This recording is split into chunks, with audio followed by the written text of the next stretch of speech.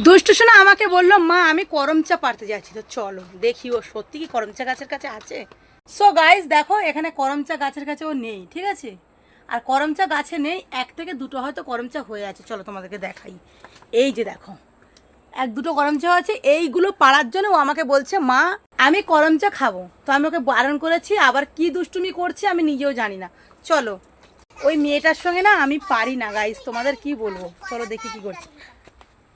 এ বাবা দেখো কি করছে, দেখো এই যে দেখো গাইস, দেখছো এক ঝুড়ি ফল নিয়ে পাখিদেরকে বসে বসে খাওয়াচ্ছে। আচ্ছা পাখিদের যদি এত অত্যাচার ও করে, এই পাখিগুলো কি বাঁচবে? এই পাখি কি বাঁচবে বল?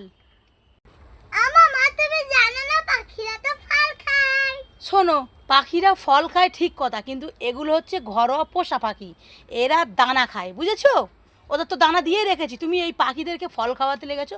সো গাইস দেখো তোমাদের দুষ্টু সোনা কিন্তু দিনকে দিন দুষ্টুমি বেড়েছে। আগের পাখিগুলো দেখো এইভাবে ফল খাইয়ে খাইয়ে তুলে দিয়েছে, এবার এদেরকেও মনে হচ্ছে টপকাবে, ঠিক আছে। এক ঝুড়ি ফল নিয়ে বসে পাখিদের খাওয়াচ্ছে, দেখছো? দেখো দেখো দেখো দেখো পাখিদের ফল খাওয়াচ্ছে, দেখো।